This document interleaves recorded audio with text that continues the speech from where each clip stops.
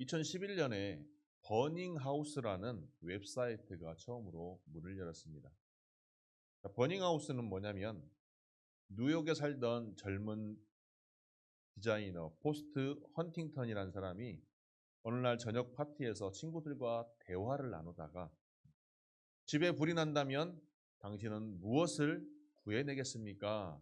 라는 질문을 생각해냈습니다. 그래서 그 자리에서 친구들과 자신들만의 리스트들을 꺼내놓으며 이야기를 하였습니다. 그런데 이 이야기는 그 파티가 끝나고 나서도 계속 이어졌습니다. 그래서 그는 이 질문을 좀 더 많은 사람들에게도 해보기로 결심하여서 더 버닝하우스닷컴이라고 하여서 당신은 집에 불이 난다면 무엇을 구해내겠습니까? 라는 이 질문을 웹사이트 상에서도 나누게 되었고 이것이 급속도로 퍼져나가서 각종 매체도 다루면서 이 영향에 힘입어서 많은 세계에서 여러 사람들이 자신의 사연들을 그곳에 올리기 시작하였다고 합니다.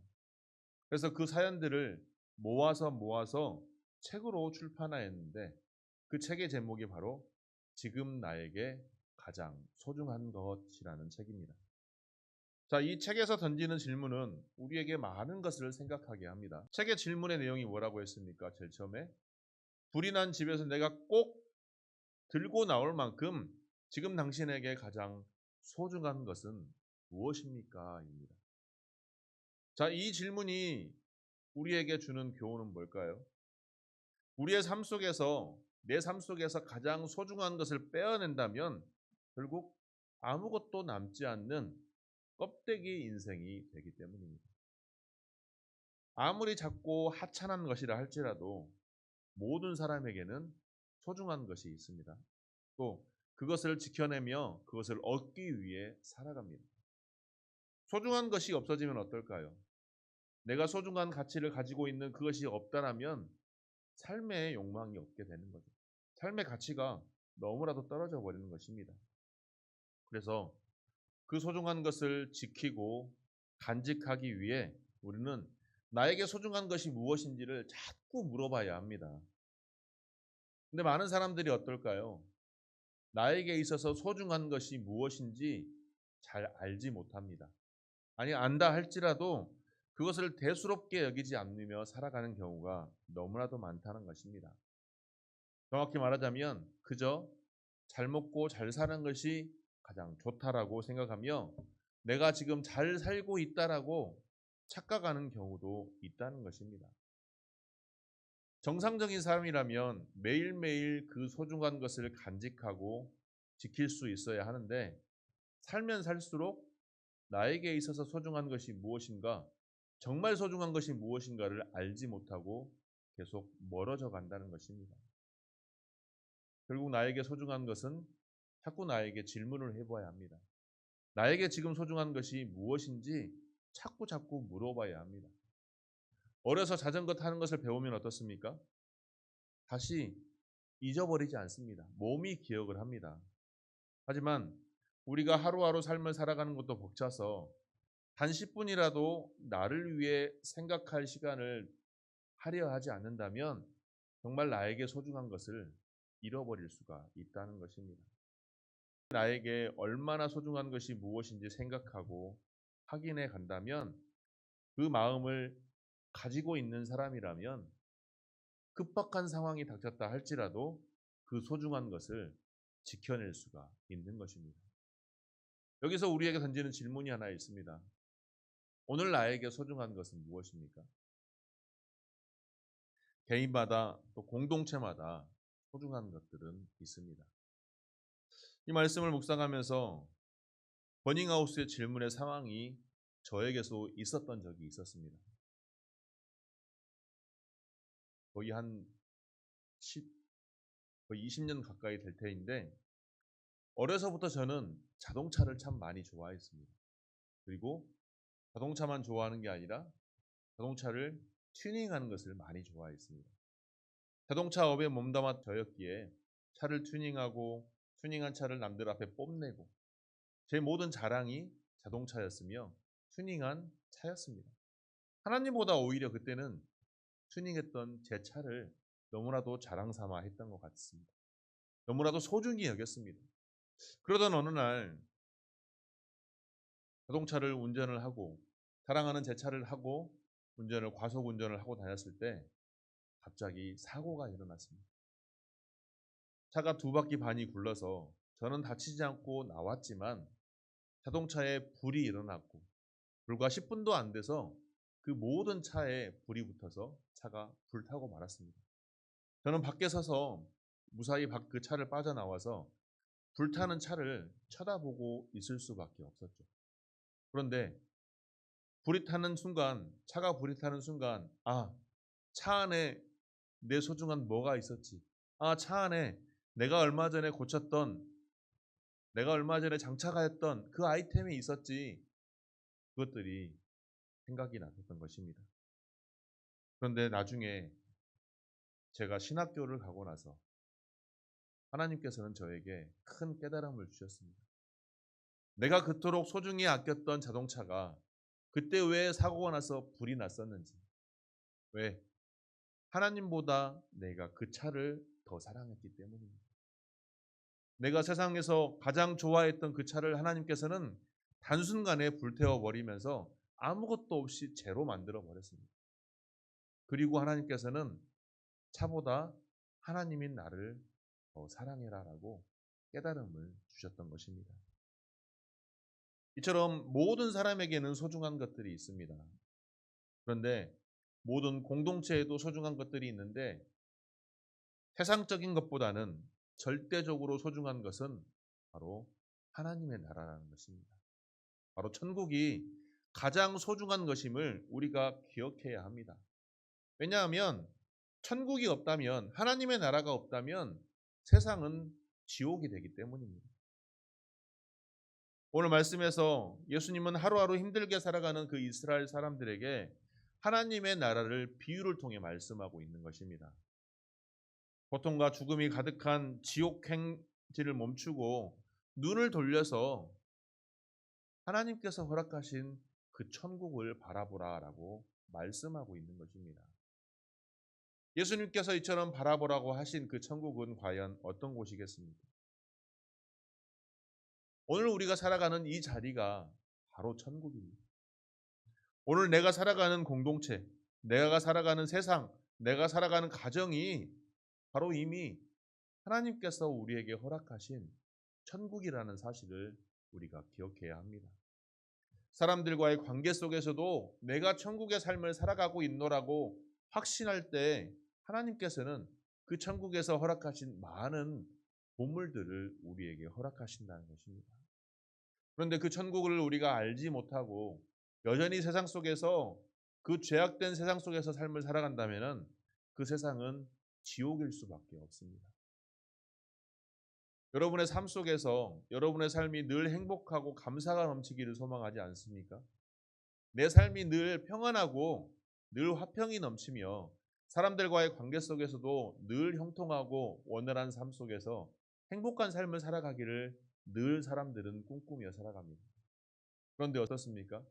막상 내가 세상의 삶 속에서 나의 삶이 행복하고 늘 감사가 넘치기보다는 내 삶이 늘 불평과 원망이 가득하고 늘 짜증이 나고 늘 다른 사람과의 관계가 원활하지 못하고 늘 싸움과 시기와 질투가 일어나는 이유가 뭘까요?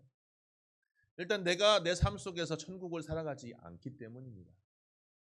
이것은 사단이 우리의 삶 속에서 천국을 발견하지 못하게 하기 위하여 그저 내 삶 속에서만 치중하며 살아가기를 우리를 공격하고 있기 때문입니다. 내 삶에만 집중하게 만들어서 내 눈앞에서 천국을 살아가지 못하도록 우리의 영적인 눈을 닫아버리기 때문입니다. 그래서 내가 지금 천국의 삶을 살아가고 있음에도 불구하고 그냥 그 천국을 바라보지 못하는 것입니다. 우리가 소중한 것을 위해 조금의 시간을 내어서 생각하고 찾는 정성을 들인다면 내 삶 속에서도 천국을 발견할 수 있는 것입니다. 그리고 천국을 소유할 수 있는 것입니다. 나의 삶 속에서 그 천국을 발견하고 소유하려면 어떻게 해야 될까요? 내 힘과 능력으로 찾는 것이 아니라 하나님의 도우심과 은혜가 필요하다는 사실을 기억하고 늘 하나님을 의지하는 삶을 살아가야 하는 것입니다. 하나님의 뜻을 알도록 힘쓸 수 있도록 늘 말씀을 보며 기도하는 삶을 살아가야 하는 것입니다. 내 삶 속에서도 하나님의 뜻 가운데 내가 삶을 살아가겠습니다라고 늘 결단하면서 그 삶을 내가 살기 위해 힘쓰고 애쓸 때 하나님께서는 우리의 삶이 천국이 되도록 허락하신다는 것입니다. 어제는 2달 만에 다시 제 토요 찬양 집회를 하였습니다. 찬양 집회를 하는 그 1시간 반 시간 동안 저는 천국을 경험했습니다. 오랫동안 갈망해왔던 하나님의 그 찬양이, 하나님을 향한 그 찬양이 제 가슴을 두드렸으며 설교하시는 목사님을 통하여 다시 한번 결단할 수 있는 그 마음이 다시 한번 올라왔던 것입니다. 우리가 하나님을 찬양하는 이곳이 천국이며 내가 하나님의 예배하는 삶을 살아가는 그 삶의 자리가 바로 천국인 것입니다. 그런데 예수님께서는 이 천국에 대하여 7가지 비유를 통해 말씀하고 있습니다. 왜 예수님께서 천국에 대해서 이렇다라고 정확하게 말씀하신 것이 아니라 비유를 통해 말씀하셨을까요? 그것은 이중적인 목적이 있기 때문입니다. 2가지의 목적이 있기 때문입니다. 자, 천국은 비밀을 드러내기 위한 것뿐만이 아니라 감추기 위한 목적도 동시에 가지고 있었기에 예수님께서는 비유를 통해 말씀하신 것입니다. 예수님께서 사용하신 비유가 제자들, 즉 예수님을 알고 있는 사람들, 하나님을 섬기는 사람들에게는 더 깊은 깨달음을 주었지만 바리새인들과 같은 예수님의 말씀에 트집만 잡는 사람들, 예수님을 거부하는 사람들에게는 아무리 들어도 알 수 없는 수수께끼와 같은 그러한 비밀이었다는 것입니다. 그렇기 때문에 예수님께서는 비유를 말씀하셨던 것입니다. 비유로 말씀하셨던 것입니다. 예수님의 비유가 그 형식의 내용에 있어서는 쉽지만 비유의 내용이 의미하고 있는 천국의 특성이 당시 유대인들과 바리새인들, 서기관들에 대해서는 하나님 나라에 대한 이해가 너무나도 달랐기에 그들은 알 수가 없었던 것입니다. 왜 그럴까요? 당시 유대인들과 바리새인들과 서기관들은 천국은 당시 지상의 정치적인 왕국으로 생각했기 때문입니다. 그래서 자신들을 압제하고 있는 이 세력이 온전히 메시아가 오면 멸망하고 잃어버린 예전의 구약시대의 다윗 왕권을 찾을 수 있을 거다. 그래서 이스라엘의 영광을 회복할 수 있을 것이다라고 믿었던 것입니다. 물론 구약의 예언의 메시지가 심판의 주요 왕으로서 이스라엘을 회복할 자로 묘사하는 것은 사실이긴 합니다. 하지만 유대인들의 문제는 뭐였느냐? 바리새인들과 서기관의 문제는 뭐였느냐? 단순히 로마의 압제에서 자신들을 해방시켜줄 정치적인 구원자로서의 메시아만 생각하였던 것입니다. 그런 고정관념에 사로잡혀 있었기 때문에 그들은 천국에 관한 예수님의 7가지 비유의 가장 핵심적인 메시지를 깨닫지 못했던 것이고 오히려 그들 스스로 혼란에 빠지고 말았던 것입니다. 오늘 우리의 삶 속을 한번 뒤돌아보시기 바랍니다. 우리가 하나님을 섬기며 예수 그리스도의 복음을 들으며 나의 구주로, 나의 구원자로 확신하며 선포하고 있지만 내 삶 속에서도 당시 유대인들과 같은, 당시 바리새인들과 서기관들과 같은 그런 정치적인 메시아만 꿈꾸는 것이 아닌가. 즉 하나님의 나라에서 하나님의 통치가 이루어지는 그 나라를 소망하고 천국의 삶을 꿈꾸는 것이 아니라 여전히 내가 잘 먹고 잘 사는 것, 내가 그냥 행복한 것, 내가 세상에서 누리고 싶은 것을 다 누리고 사는 것, 그것만을 바라기 위해서 교회에 나오는 것이 아닌가. 내가 하나님 20년, 30년을 교회에 봉사하고 헌신했습니다. 그러니 나도 이제는 잘 먹고 잘 살게 해주십시오. 세상에서도 떵떵거리고 살고 할 수 있도록 나에게 권력과 명예와 물질을 허락하십시오. 이러한 기도를 드린다면, 이러한 바람을 한다면 당시의 유대인들과 똑같은 상황이라는 것입니다.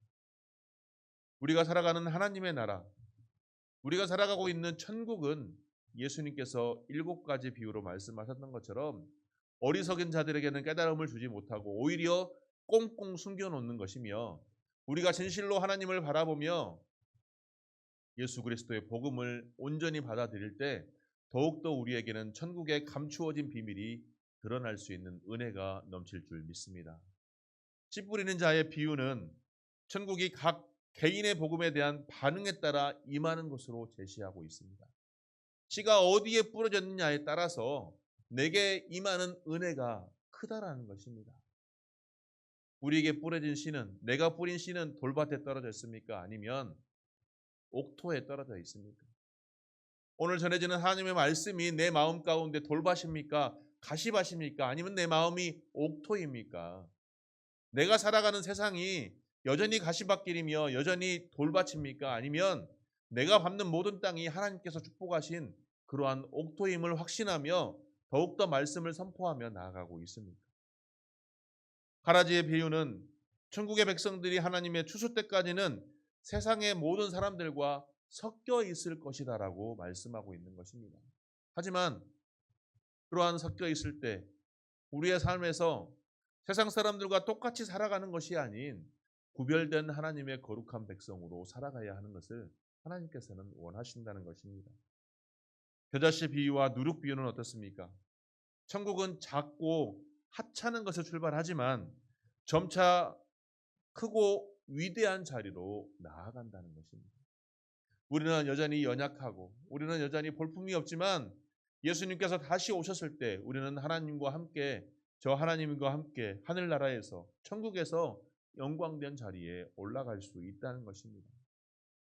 그러면 우리가 이 땅의 삶을 살아갈 때 어떤 삶을 살아가야 하겠습니까? 여전히 나의 자리는 작고 여전히 나의 자리는 볼품이 없지만 하나님께서 예비하신 천국이 나에게 임했다는 그 확신 가운데 늘 승리의 삶을 살아가는 우리가 되기를 소망합니다. 온전히 우리의 삶이 여전히 힘듭니다. 여전히 어렵습니다.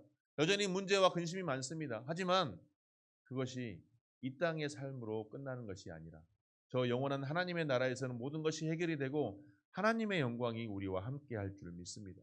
그렇기 위해서 우리는 거룩한 하나님 나라의 백성의 삶을 살아가야 하는 것입니다. 지금은 내가 작고 연약하지만 연약한 자로 남아있지 않고 큰 자로 하나님께서 세워줄 줄 믿습니다. 감추인 보화와 값진 진주의 말씀, 이 말씀은 천국에 감춰져 있는 그 비밀이 온전히 개인이 추구해야 하는 것임을 교훈하고 있습니다. 천국은 값진 것을 가져다 준다는 차원에서만 이해하지만 값진 진주는 천국을, 그것을 얻기 위해서 다른 모든 것을 포기해야만 더 가치 있는 것을 얻을 수 있다는 것입니다.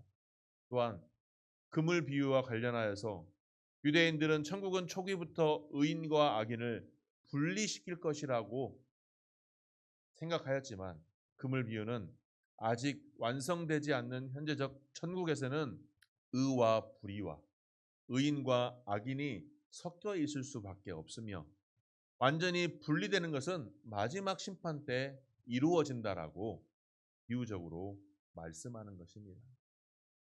즉, 교회에는 누구나 들어올 수 있습니다. 교회의 문은 열려서 누구나 들어올 수 있습니다. 하지만 누구나 들어왔다고 하여 다 천국에 들어갈 수 있다라고 보장할 수는 없는 것입니다.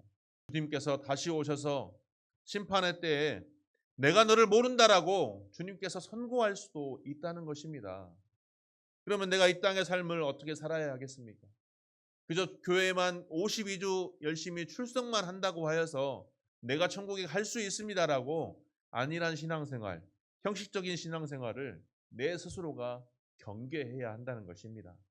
두렵고 떨리는 마음으로 우리의 구원을 이루어 가야 한다는 것입니다. 이미 우리는 구원받은 사람이지만 구원의 완성은 예수님께서 다시 오실 때 완성이 되는 것입니다. 구원의 완성을 이루기 위해서 늘 거룩한 하나님의 백성의 삶을 살아가기 위해 힘쓰고 애쓰는 삶이 오늘 저와 여러분의 삶이 되기를 소망합니다. 이처럼 천국의 가치는 힘이 있습니다. 절대적인 가치와 힘이 있는 것입니다. 오늘 말씀에서 감추인 보화의 비유, 이 비유와 값진 진주의 비유는 무엇입니까? 천국을 내가 소유하기 위해서 나에게 있는 하찮은 것들은 다 버리고 그것에 올인해야 된다는 것입니다. 천국을 제대로 발견하고 소유하기만 한다면 전혀 완전한 다른 삶을 살아갈 수밖에 없는 것입니다. 그렇기 때문에 우리는 천국의 상품 가치를 지니고 살아가야 합니다.